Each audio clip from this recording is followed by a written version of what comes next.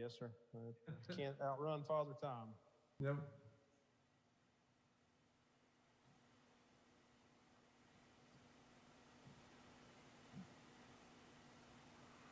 I stopped by and looked at, I never can remember the name of your new nursery. Blooms and Branches. Blooms and Branches, yes, sir. Yeah, I stopped by and looked at the progress a couple of days ago. It's coming along. It is. Thank you, sir. We're already past the completion date that was proposed in the beginning, but I guess that's typical.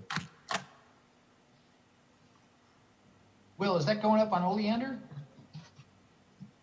Yes, it's near Casey's Buffet. Yeah, that's a great location. Yeah, thank you. We're hopeful. We're hopeful.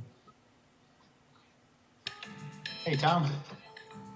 Hi, good afternoon.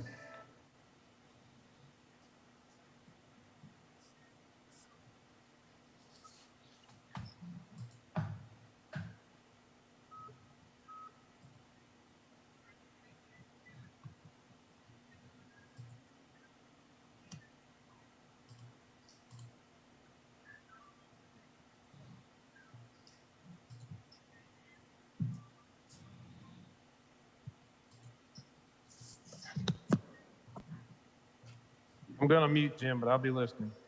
Okay.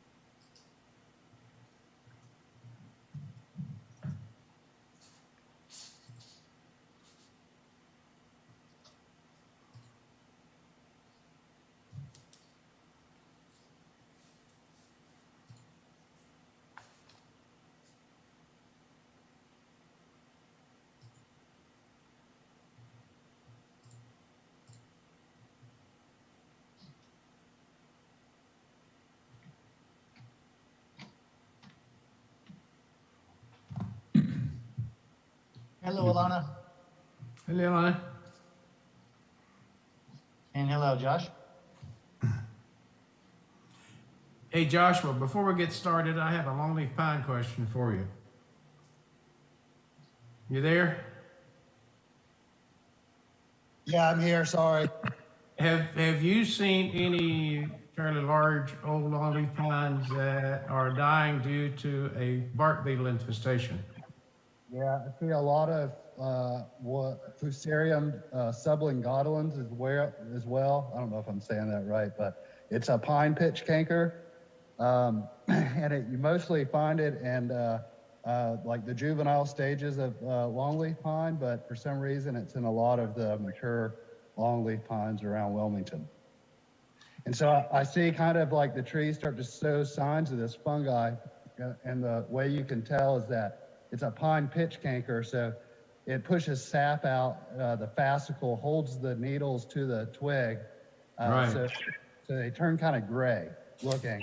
And so I see trees suffering from that, and then I see like black turpentine and ips and things like that move in, because I think the trees are stressing and secreting, like a chemical signal that those engraving, I think those are really engraving weevils. So they're like picking up the chemical signal and girdling the tree and finishing it off. But a lot of times there's like signs of stress from fungi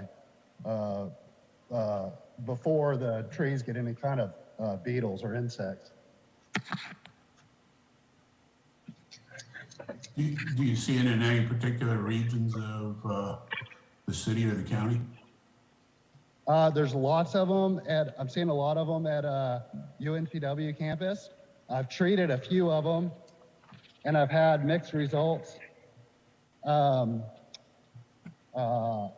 just anywhere where there's stands of longleaf, I mean, all longleaf pines spread through all out town, all over, not in one specific place. Okay. Yeah, I've visited a couple of longleaf at a couple of friends' homes that have died recently, and I just talked to someone else who had a couple in his backyard dying, and the ones I've looked at, it was black turpentine beetle, which usually you get a rather minor infestation of turpentine beetle and it doesn't hurt the tree, but I mean these rascals were going way up the bowl and enough work in the below the bark that they were girdling it and killing it. Yeah, there's lots of different types of black turpentine beetles are the largest, and they inhabit the lower sections of the trees where there's different types of ips, but the insects are specific to like one part of the plant most of the time as well. So you see the big holes at the bottom because you're standing on the ground and it's what's visible, but a lot of time there's multiple different engraving weevils in a tree at the same time. Yeah.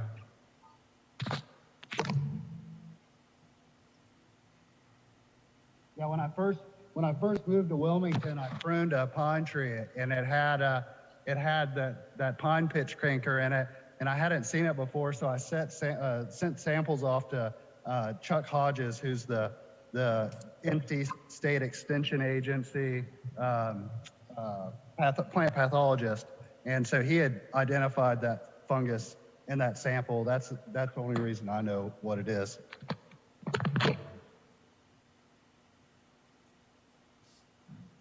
Jim, did you send that email to Melissa because she was also not on? Yeah, I'm going to do it. We both went back to our previous meeting email and tried it, and so she was on with me.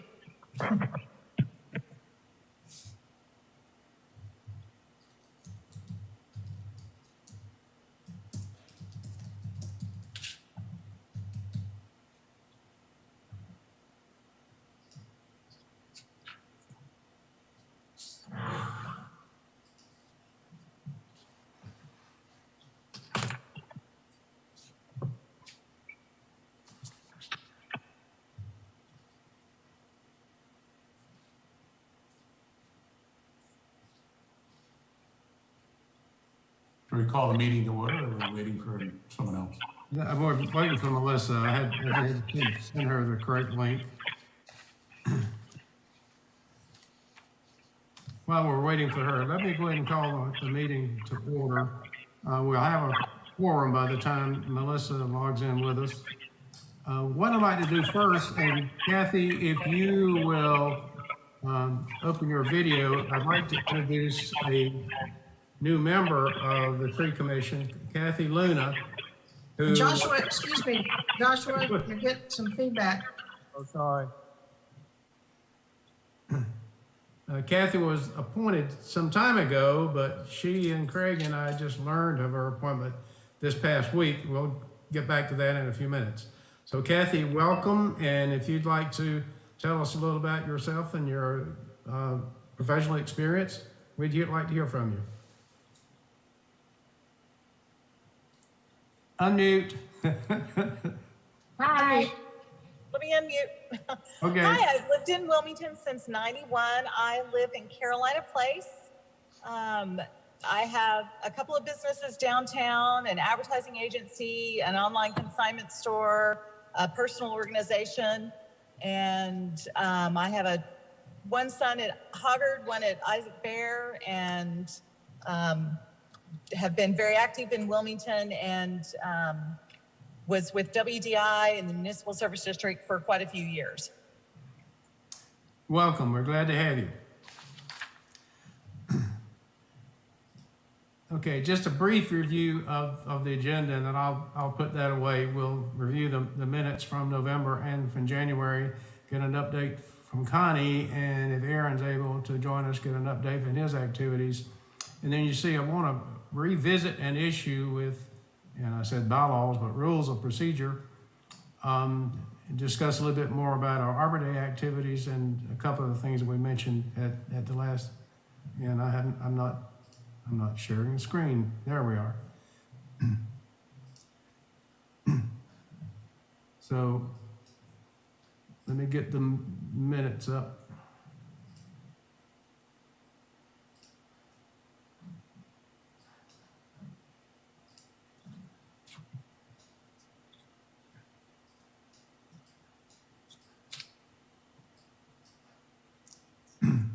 Okay, there are the edited, sorry, Elena, minutes of our November meeting. Are there any needed revisions or additions to those minutes from anyone?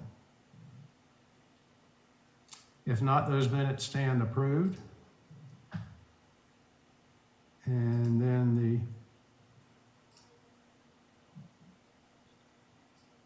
January minutes, again, are there any, does anyone know of any additions? I hope if you had a chance to read them. Jim, Yeah, those look like January 21.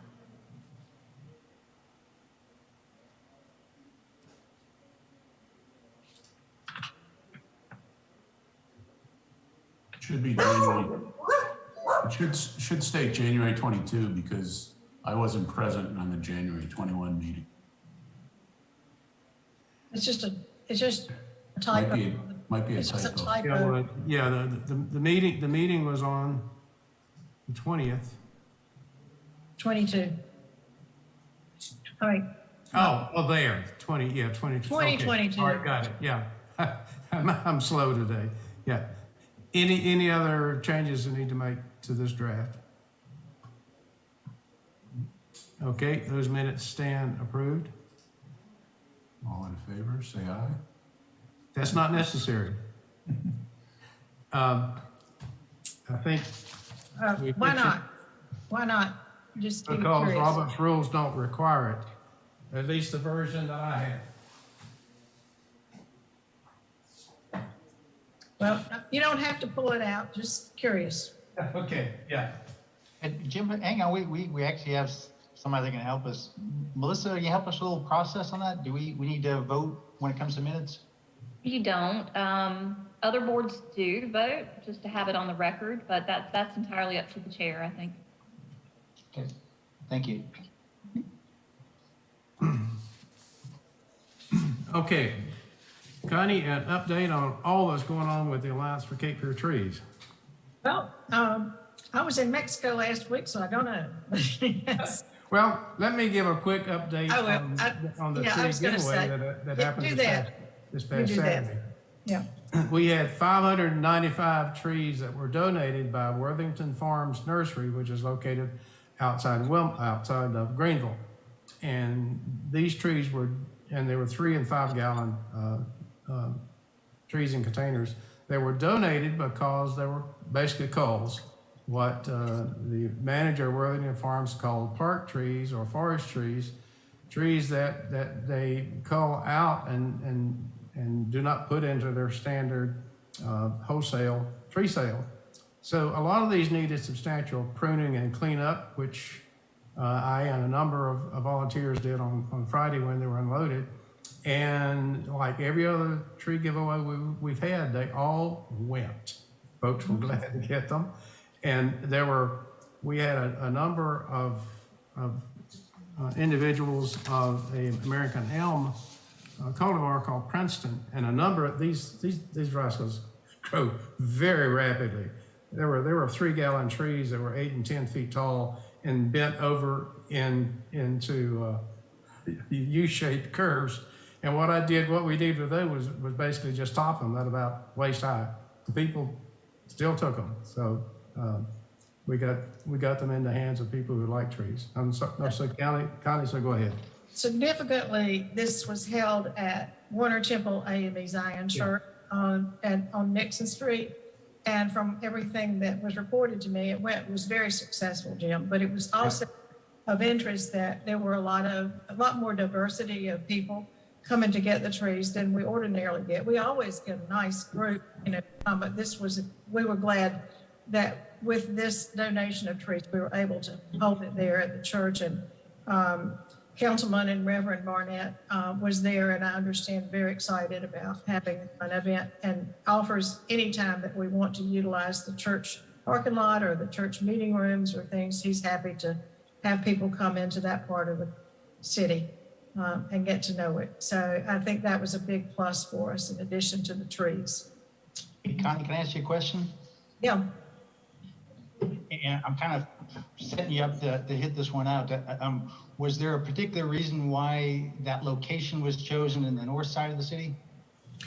Well, yeah, because, the north side is one of the tree equity problems that we have here. The tree equity maps show which parts of the city and which sections of the city have the most trees and which do not, which need more. And the south side that we did last year, we planted a lot last year, was probably the lowest of the tree equity scores. And then the north side was the next lowest. So we've been working in those areas and need to continue to go back to them to continue to increase the canopy in those areas. So that's why we chose it. Thanks for the tree equity kind of thing. Yeah. It was interesting how effective the advertising has been, because we had several folks from Leland, which we were still happy to give them a couple of trees.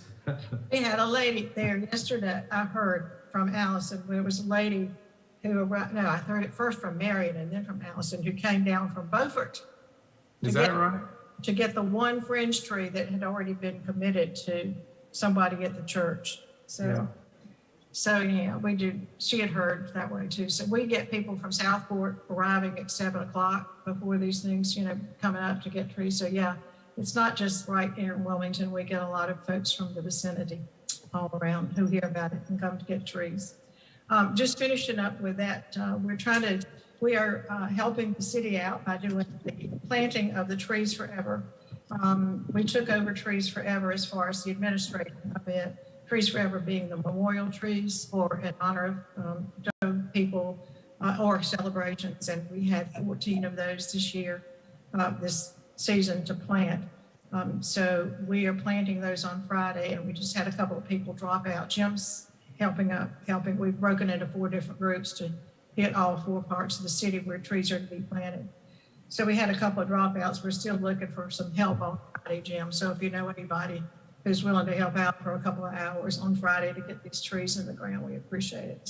City staff does just not have the wherewithal to get this done. So we are continuing to work with them on also what I mentioned last time, working with the community services folks to try to get an agreement in place for us to be more helpful to them in the pruning and watering and taking care of some of the things that they're just unable to do. I did get connected with Trees Durham, which I understand has a really good program that the folks at North Forest Council thinks ought to be a model. So I'm going to hopefully bring that up the next time when we have our meeting, Jim. Maybe get it posted in the box. What time on Friday?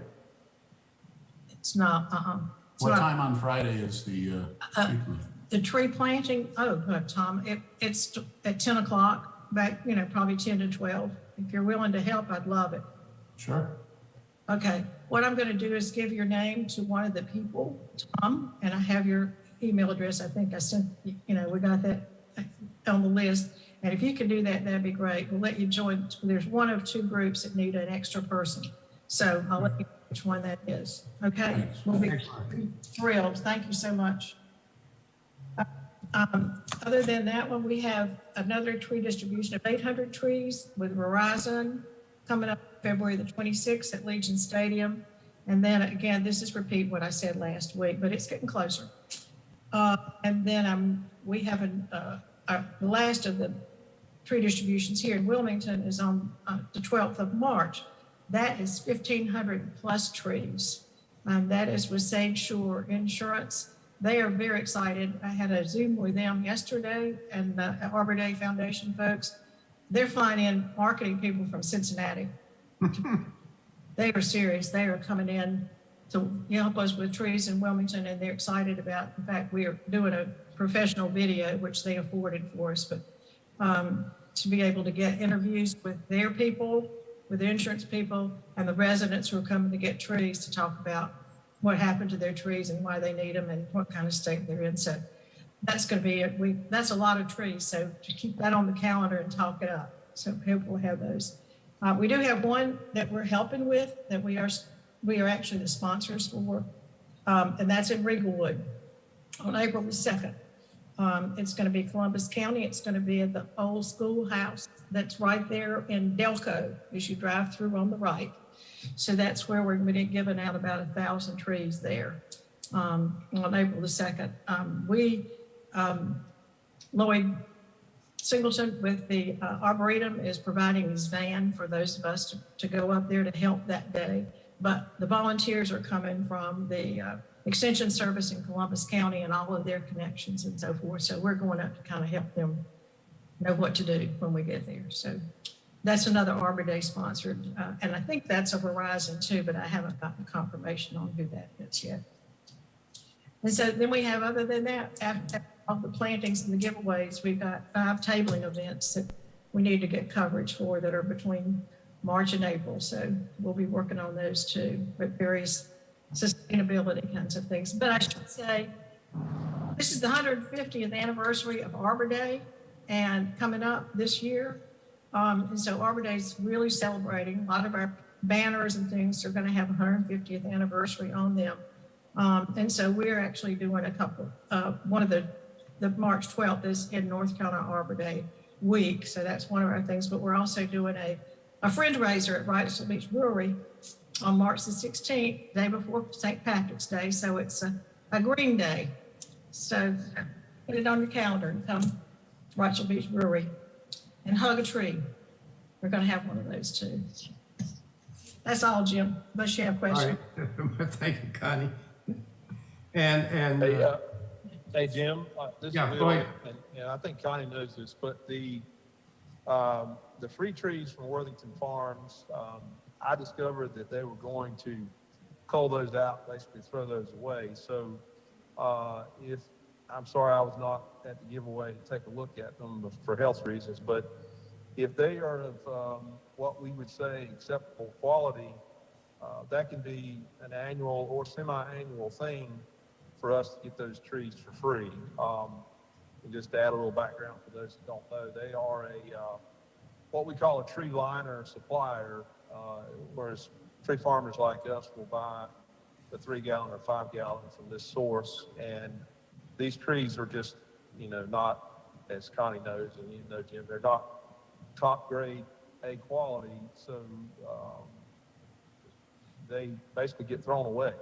So if the group feels like this is, acceptable quality for us to give away, I can make sure that we get these trees year after year instead of them being thrown away.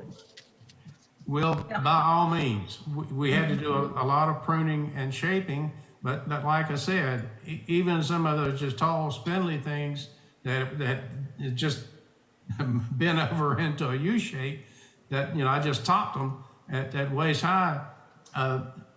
Everyone I talked to, I started trying to explain to them, they'll be fine. New branches will, I know all about that. I'll take it. So we did not, we had to do a lot of pruning and shaping, but it was well worth it. Well, thanks for your efforts. And I had a lot of trepidation as to whether or not this would work out, but I know Todd well, the owner of Worthington Farms, and I knew if the way he described it, I could put a lot of faith in what he was saying. So we weren't entirely flying blind, but I did have some hesitation, but I'm glad to hear it worked out. Yeah. Thanks for your efforts to prune them up. I'm sorry for health reasons I wasn't able to be there to help. Yeah, well, one issue we had is that many of the trees weren't marked as to their species or cultivar, and of course Todd just apologized all over the place for that, and they got mixed up in the truck a little bit, and so I had to do some a little bit of guessing sometimes on some of the species that were in the wrong block when we finally got them out. But again, you know, I had red oaks in a group, and the maple, we had 4 different cultivars of maples, but they weren't marked. And we simply told folks, these are all great cultivars. They're all well adapted here. And the maples all went very fast. There were lots of folks who wanted a red maple. So it worked out well. Yeah, we thank you, Will. Will brought that up to me, and Sure. really appreciate you doing that. I think it went over nicely, especially in that in that location and the utilizing the church. It was something we really wanted to do. And I will point out to Worthington Farms, who gave us those, is also, we are purchasing for March 12th.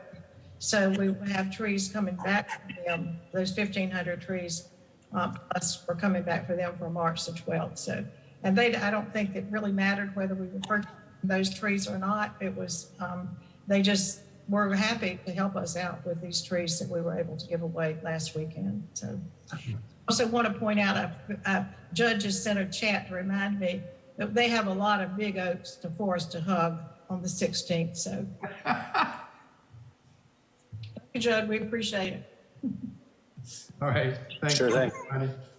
Aaron, I see that you just joined us. Any interesting update from your group? Yeah, I can give you a quick update. I apologize for any background noise. I'm in the truck right now, but Okay. the urban forestry master plan is moving along. We're at a pretty good spot with the tree inventory. That's going very well so far.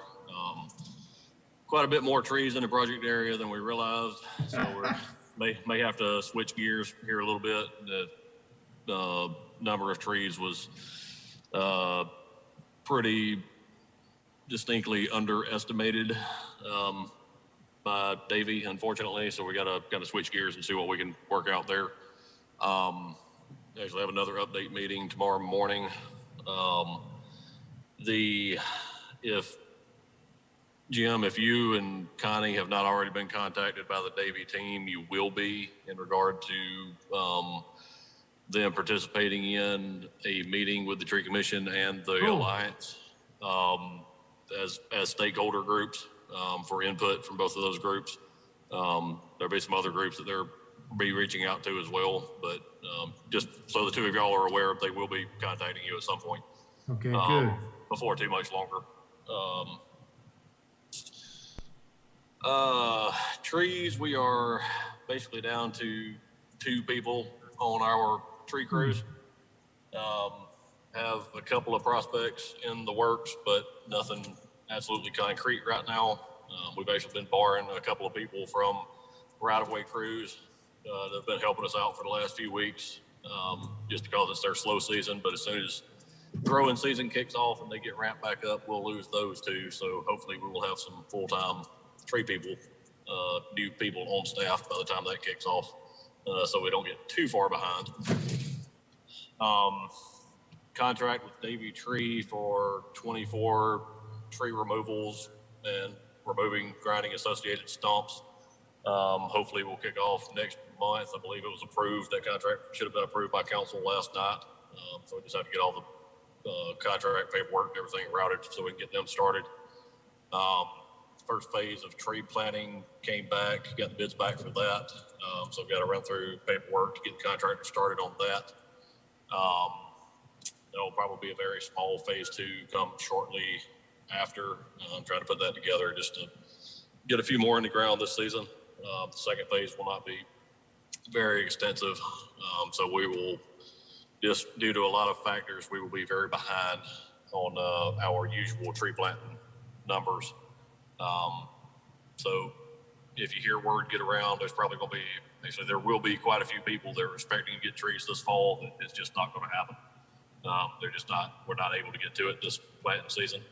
But we will still have all those locations and those requests in the queue to be gotten to as soon as we can.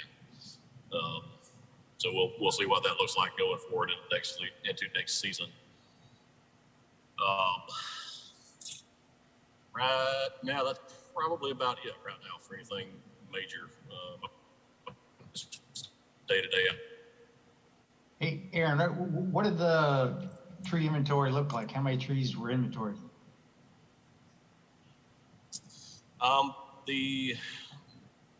Davey had 5,000 with the budget, and we have exhausted the 5,000 locations and need probably that many more. So we got to figure something out. Budget ran out, and I said the budget was with their RFP, their estimate. They had 5,000 trees in the budget. Thought that would cover the 1945 corporate limits, but it was not even close. So that's what we've got to sort out going forward.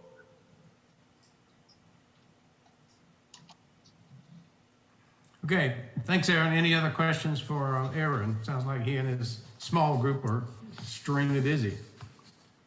Yeah, just on the tree planting, is it the result of lack of personnel to plant, or is it the result of lack of trees to plant? Mainly just staffing issues. If we're rigid, our supervisor retired. He was always the one that put together the tree list. So I was trying to do what I could to get the list together and contract together in his absence, but just severe lack of personnel and having to spread everything out.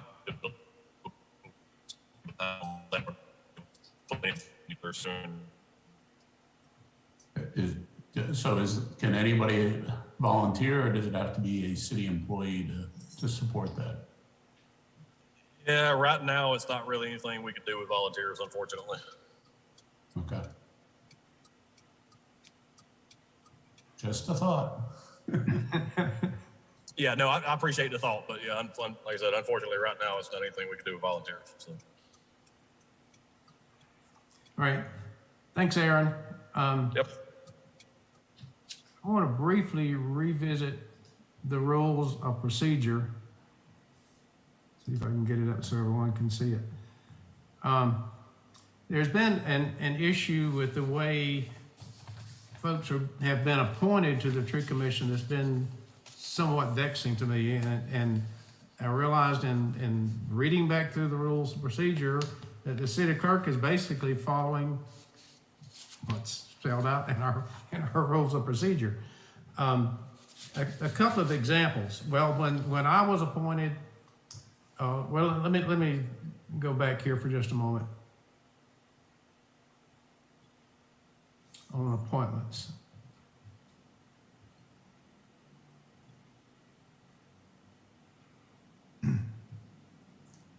Okay, this paragraph says each voting member shall hold office for a term of not more than 3 years, and then of course 2 terms.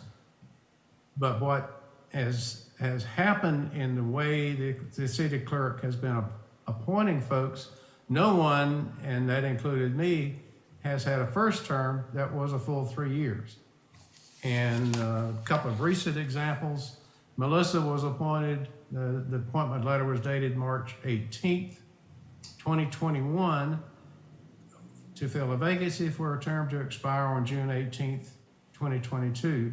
So her first term only slightly more than a year. And we really don't know what happened to Kathy's appointment. Her appointment letter was dated November 19th, 2020, to fill a vacancy for a term to expire on June 18th, 2022. And so she originally had slightly over 2 years total in her first appointment, but for some reason, this appointment letter did not get out to her or to me on a fairly prompt fashion. And the clerk sent it to Ron Satterfield last week, which then went to Craig and to Kathy. So now she only has what, 4 months left in her first term. So when you look at it on how this is spelled out in our rules of procedure, this is a sentence I've never quite understood.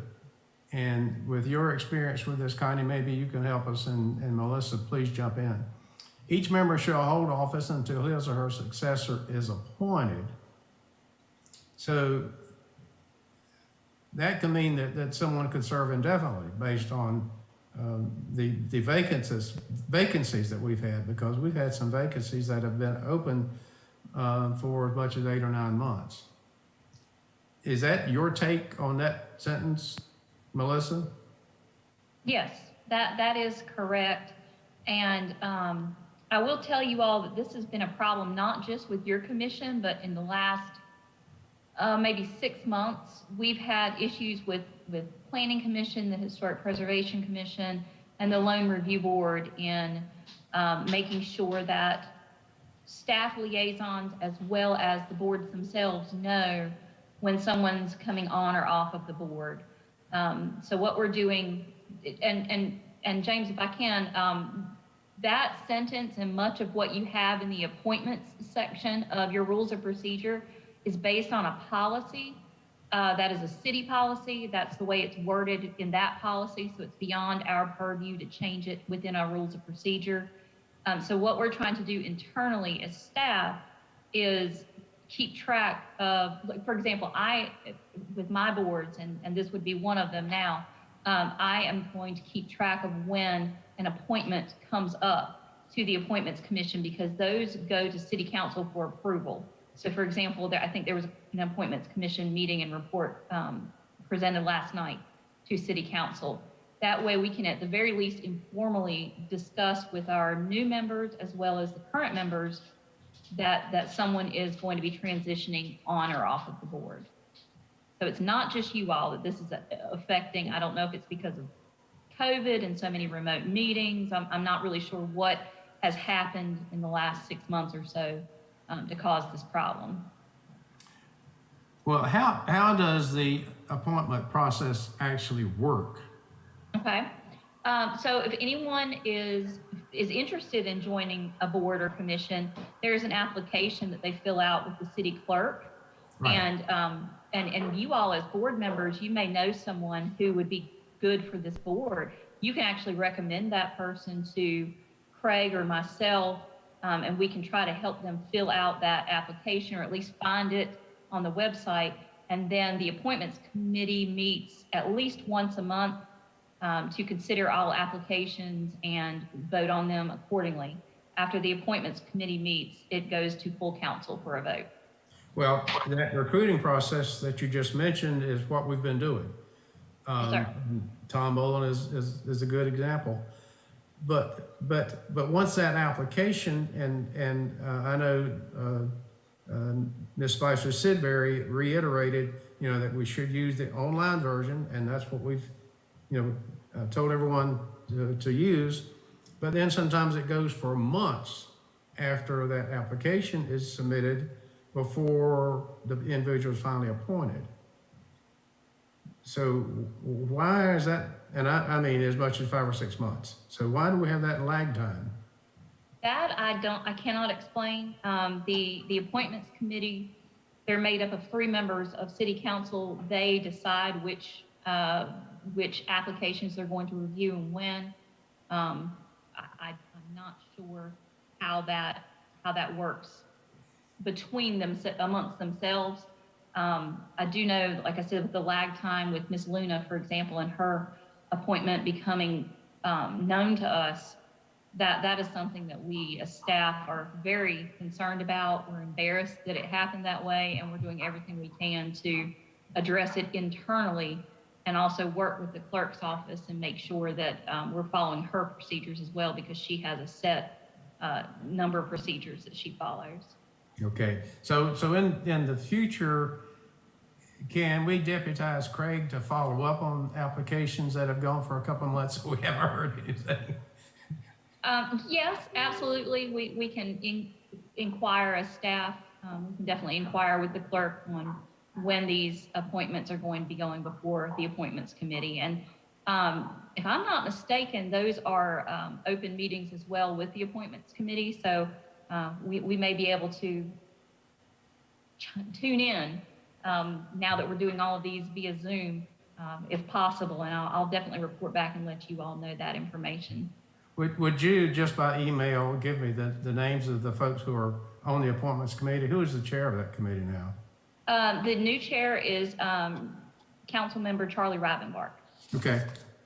He was recently made the chair, I believe, in either December or January. Is Margaret Haynes still on there, or is she off now?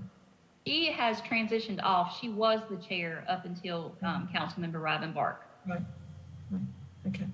I will add that when I was chair some years ago now, it's pretty much the same. It hasn't changed a lot. And I would approach the committee chair, like Margaret, who was there, and say, Margaret, we've had applications in, and she would not know anything about them. The hang up was in the clerk's office then. I don't know what it is there, but the procedure in the clerk's office was lacking. So just saying. Hey, Melissa, I got a question, if you don't mind. And Kathy, I hope you don't mind if I use you as an example. Let's just say we don't chase Kathy away and she's like, I really would like to continue to be on the board. Her term ends June of this year, but she's only served 4 or 5 months. So certainly she isn't into that 3-year max. How does she go about getting her name back into the circulation? I think Craig, as staff, would need to bring that up to the clerk and to the actual appointments committee. So I would suggest CCing Councilmember Rivenbark, as he's the chairperson, to bring this up, because you're right, Ms. Luna has not had the opportunity to serve a full first term. Even though it sounds like she was appointed for a full term, not to fill in for someone who had resigned or transitioned off. Well, I've got a couple of questions there. When my reappointment came up last summer, I got an email from the clerk requesting that I submit an application, which I did, and then she reappointed me. But I had thought that reappointments for a second term were automatic unless the individual declined and let the clerk know. So there's a disconnect there in that procedure, and I'd like for us to, if you and Craig could work with Councilman Rivenbark and the clerk's office and try to get some standard procedure that we all know how it's supposed to work. That would be really helpful. And Mr. Gregory, I think the reason that a new application is required is because, you have a residency requirement as a part of your commission as well. And so that is a way for us to document that everyone reappointed is still eligible to be on the commission. Okay, well, if that's the standard practice, then Craig and I will make sure when terms are near expiration that we encourage that individual to either reapply or to let us know that they don't plan to be reappointed. The other sentence I wanted to bring up with you is this last sentence then on the section on vacancies, and this is basically what the clerk has been doing. Any members appointed to fill vacancies shall serve until the expiration of the term of the vacant position. So basically, everyone that's been appointed since I've been a member has been appointed to a vacant position, and not in any case have they been able to have a full 3-year first term. Now, again, is this city policy for all boards and commissions the way this is done? No, the city policy states that if someone is appointed to fill a vacancy, that partial term will not count against them for their 2 full terms that they're allowed to have by policy. And I can share that policy with the group. I can email that to you all tomorrow after we're finished meeting. So okay. You'll have that for your records, because it applies to all boards and commissions of the city. Well, why does a member have to be appointed to fill a vacancy? Why can't a member just be appointed to a full 3-year first term?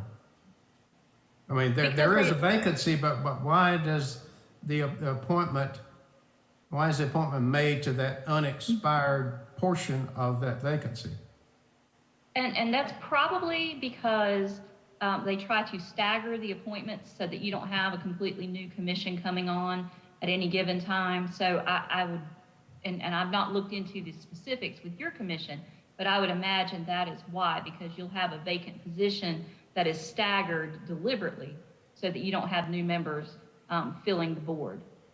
Yeah, okay. But if someone like in Kathy's position, is it a city policy then that she could be reappointed to 2 3-year terms, since she's only getting a very, very short first term? Now, that will depend on whether she was appointed to fill a vacancy for a less than the 3-year term, or if she was appointed to go ahead and do her first 3-year term. If we can persuade Councilmember Rivenbark and the Appointments Committee, we may be able to get that policy altered to allow her an exception here, because this is such an unusual circumstance. But that's something we'll have to look into as staff.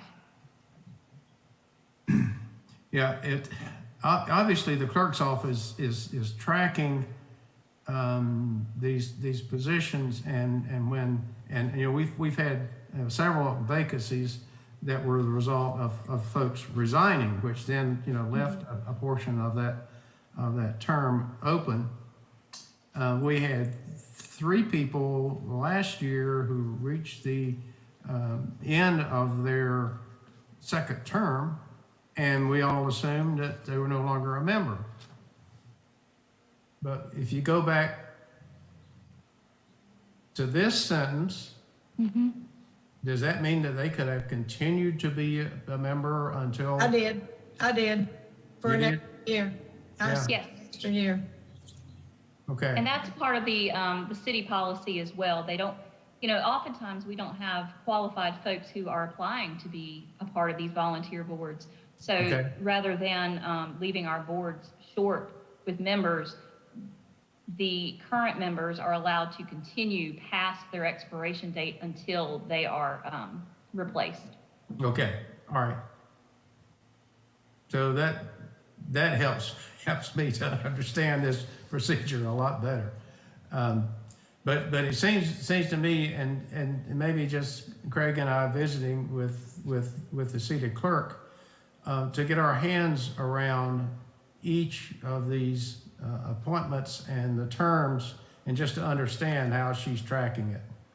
Because, you know, obviously when she appoints someone, she's appointing them to an unexpired vacancy. I mean, that's been the routine that we have seen. And those appointments go to city council for full approval. Right. So that's how I can access prior years worth of appointments, because I can check where the Appointments Committee has made a presentation and report to council, and council votes on it fully. Okay. So we can also access that information without having to set up in a meeting with the clerk. Okay, excellent. Because what I'd like for Craig and I to arrange a meeting with you, because if there is a matrix, for example, in my case, does the record of appointments show, because I was appointed to fill a portion of a term of someone before me, well, do those appointment records show who that was and what that term was? Do you know? What goes in front of council does not. The city clerk would have that detailed information. Right. But we can definitely get together, Craig and yourself and we can get together and you know, figure out the next step in coordinating with the city clerk on making sure we know who is coming on and off of the commission. I would really like to do that, because I have just been really kind of clueless as to how this procedure works. So it's really been helpful to have you join us. So basically these 2 sentences that I raised an issue about are fine the way they are.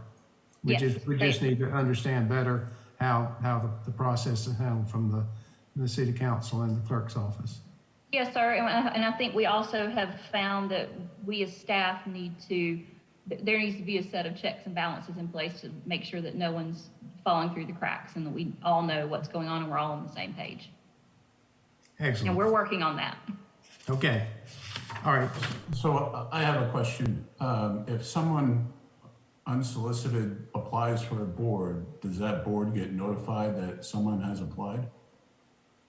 No, I don't believe that the board gets any kind of notification. That application would go to the committee, the appointments committee of city council.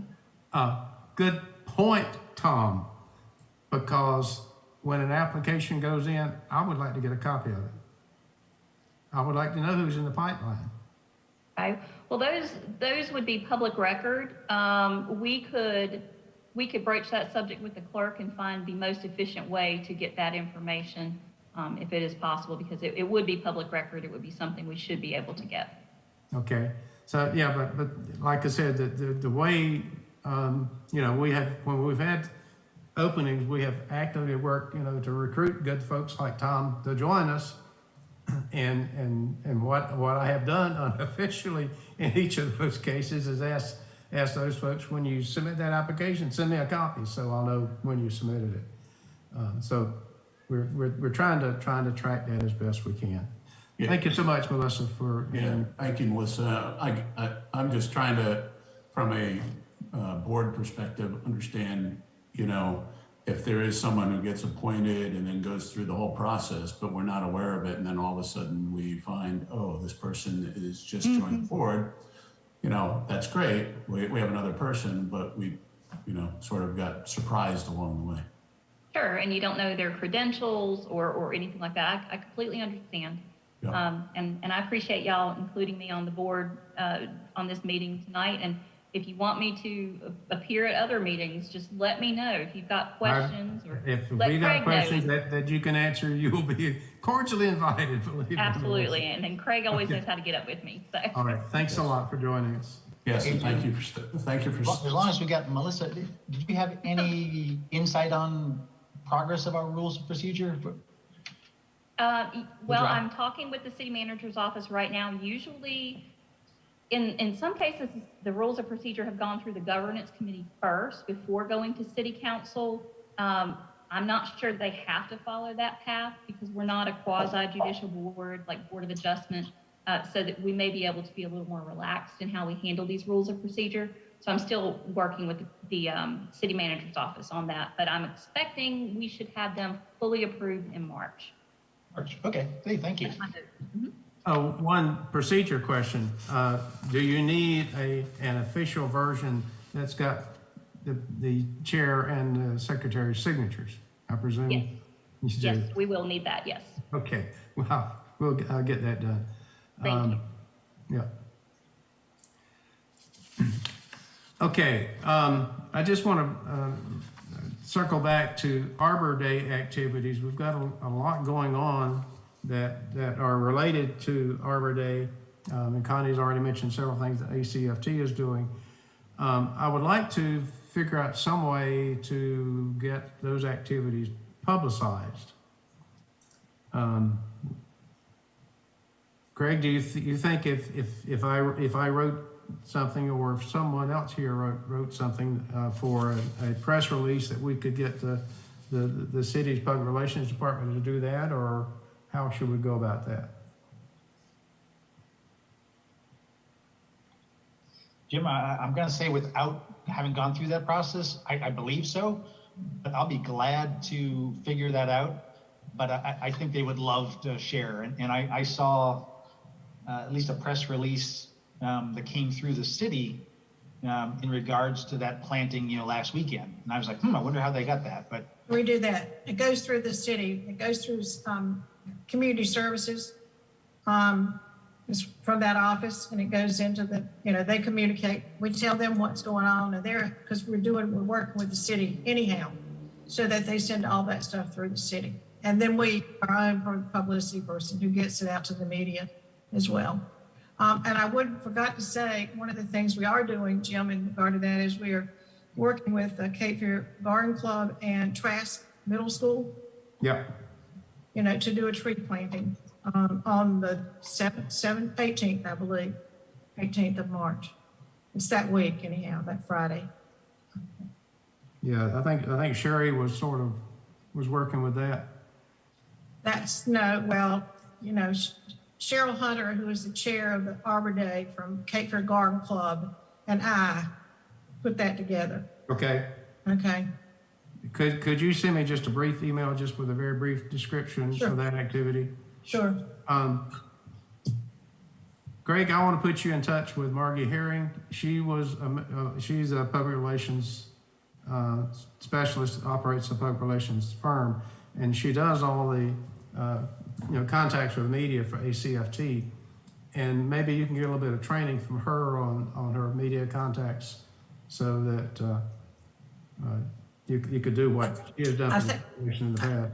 I think Melissa can probably tell that. I think any kind of thing that goes out through the city goes through the city media specialists, as opposed to out directly. So that's what you do, is you give it to them and they get it out. Am I correct? They get it out. Yes, Okay. ma'am, you are. Yeah. It goes through Dylan Lee through the city.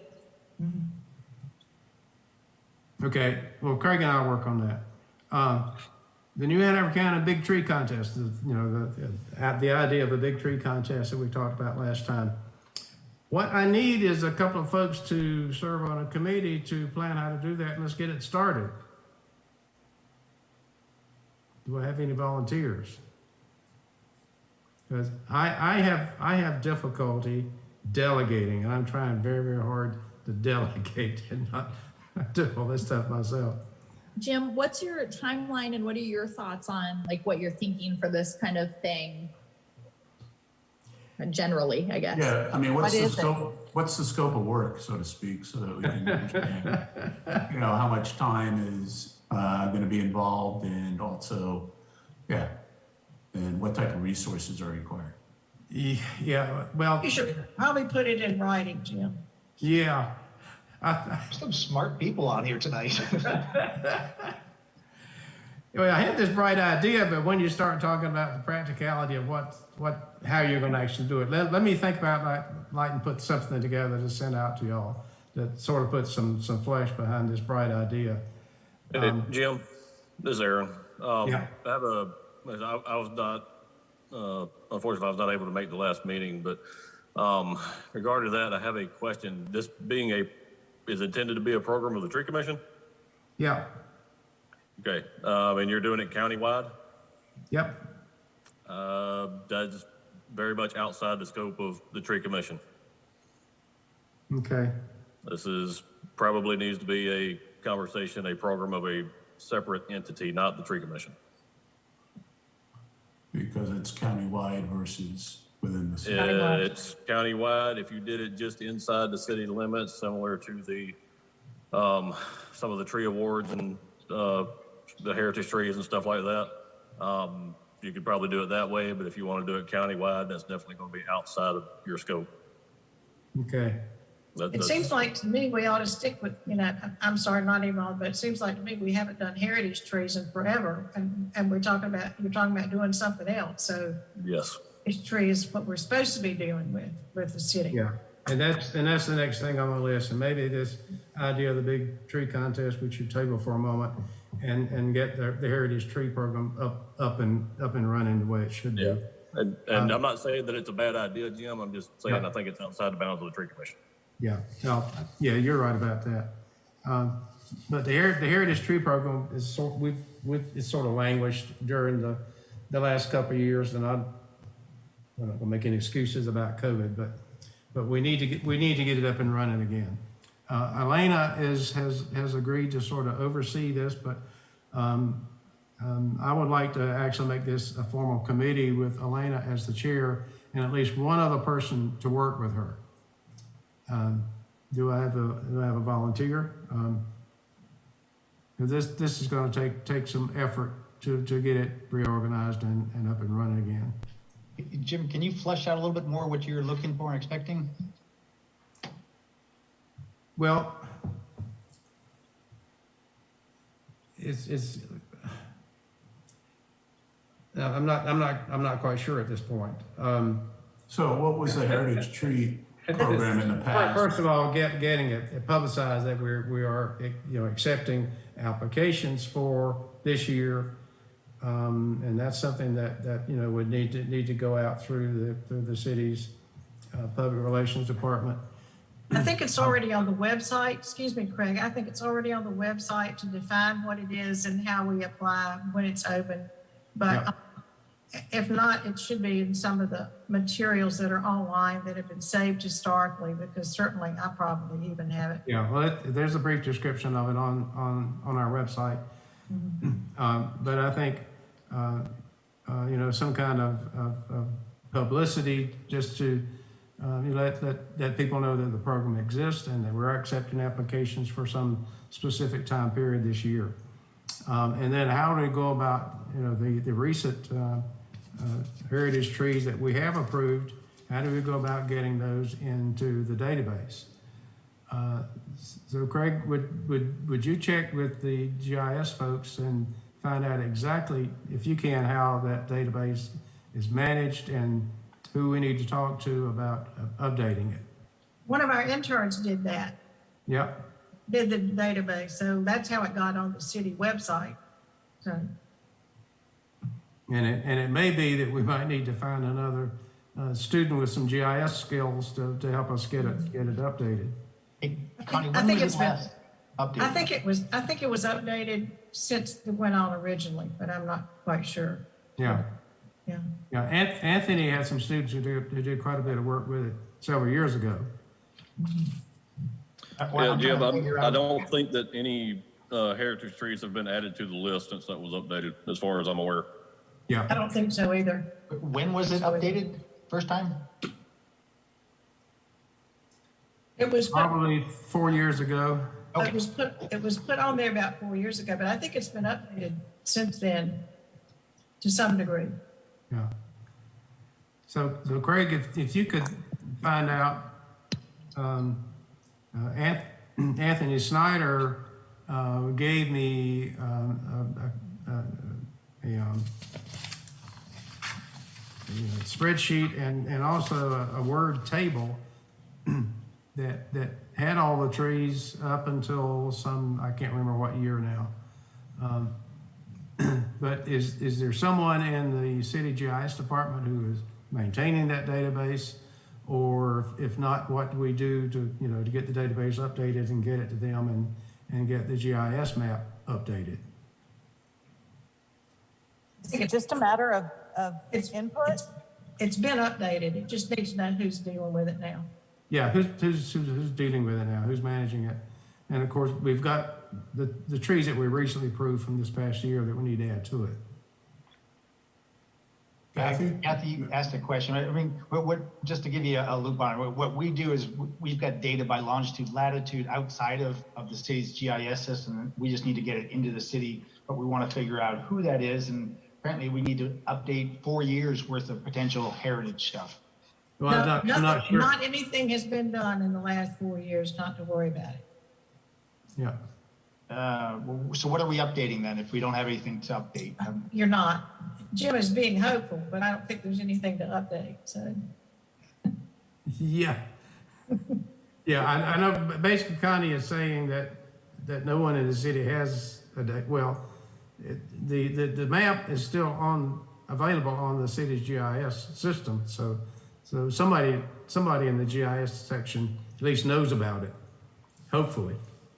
So that's basically my concern is we figure out, where our database stands, if someone's responsible for it and maintaining it, and then how do we go about updating it? But I'm hearing we don't have actually anything to update. Let me just say, the issue is, I don't think that we have, and Aaron, if you're still on, you can verify this because he has to go check the heritage trees. I don't think there have been any heritage trees selected and approved in the last 4 years. Oh, we approved several recently. I'm not aware, so I'm not on this commission, so I'm not sure about that. But maybe Aaron can clarify because he has to approve them. Yeah, I don't recall having approved, and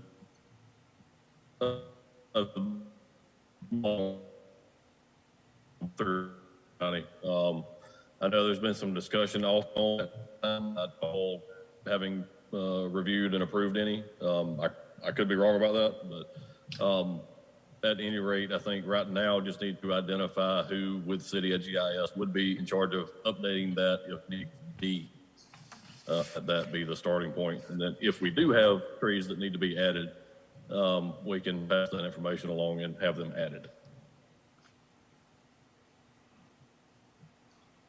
Okay, so at this point, Craig, if you wouldn't mind making a phone call to the GIS section and see if anyone there knows about the heritage tree database and if they're actually know where it is and what it would take to us to wrap our hands around it. Great. And Jim, if you have a list of trees that you think of, the ones that you say have been approved recently, if you could send me that list, just so I can see what it is. It may jog my memory if it's something I've already looked at and possibly forgotten about.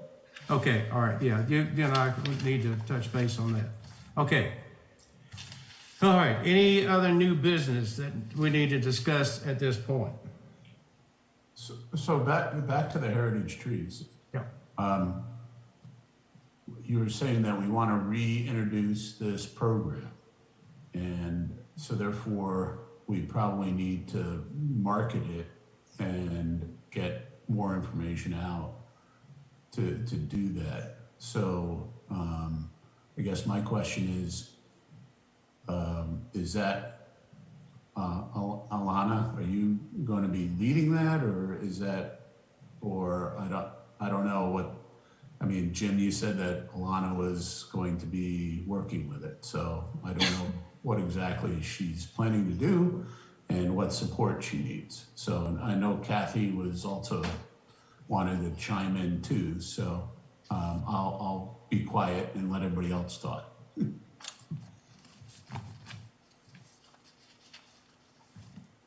I mean, who has the, is it already listed on the city site?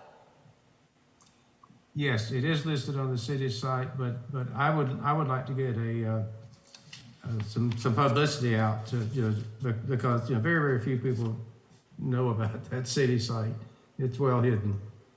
Okay, could somebody forward me the information, because I don't know where it's buried, and I'm happy to write a press release and send it out. I just put it in the chat, the link to the Heritage Tree Program. It looks like the deadline that we have posted is September 30th, 2020. Woohoo! So, but the objectives and everything are on there. And as for a plan, I do not have one, but I am willing and as able as, I can be to help out or do whatever we need to do. So I don't know if we need to chat and have like a brainstorming session, or if we just need to get this updated and go from there. Happy to do whatever we need. Jim should have a list of all the trees. I mean, there's a written list of all the trees. Yeah. It's about 60, give or take, of those. Yeah. So that is easy enough to obtain, and it's also on the website. So when the last ones were done is a question, because as far as I know, it's been a number of years since we did any that were officially approved through Aaron. So this needs to be updated on the city site also. Yeah, and that's why I want to get this program rejuvenated and up and running for this year. Kathy, if you're willing to help out, what I'd like to do is schedule a meeting with you and Alana and pass on all the information that I've got about it. Because Anthony Snyder, who was worked sort of the overseer of the program for a number of years, passed along a couple of different lists, which I think are the most current list there are. And as Connie said, there hasn't been a lot of additions to them in recent years. So yeah, I'd like to help out too, however I can. Okay, excellent. The other question I have is are we allowed to have a social media page, either Facebook or Instagram or anything like that? No. Okay. Oh, Not separate from the city. we already went through that, Melissa, one time. No. Okay. No, I was just curious. Tom, I've done something in the past with the city Parks and Rec department where we have developed a hashtag and had the city posted it so we can kind of quasi track things that way, but it has to be put out through the city. It gives us a little bit more way to narrow it down, but that's kind of our only option. Everything has to kind of be approved through the city. That is from a city appointed commission. Gotcha. Okay.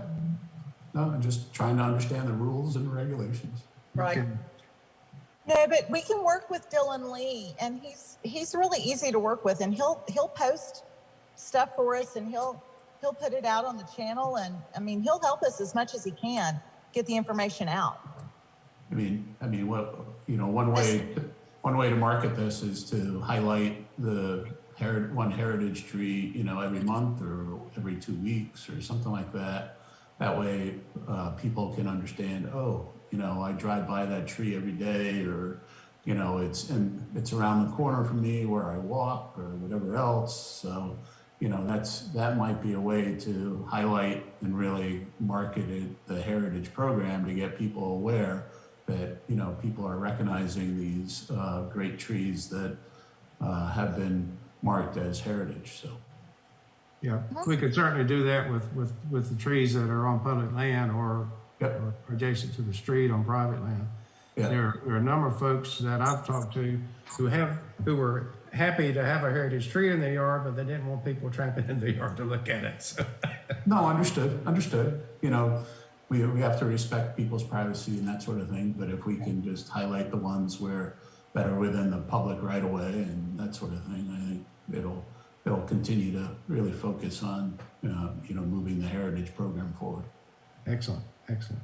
Okay, good. Any other suggestions for new business, anything we need to discuss at this point? Okay, the meeting is adjourned, and our next meeting, and we'll stick with Zoom for at least 2 more meetings. At our April meeting, then we can talk about whether we feel like we're comfortable enough to meet in person again. So thank you for joining. Have a nice evening, everyone. So Jim, just one thing on your big tree project. I mean, if you're going towards New Hanover County, you might want to have the arboretum or the arboretum focus on it or something like that. Yeah, I'll discuss that with Lloyd to see what he thinks. It's a good idea. Yeah, Lloyd's a forester, so yeah. Okay. All right. Thanks, everyone. Have a good evening. Yep. Thanks, Jim.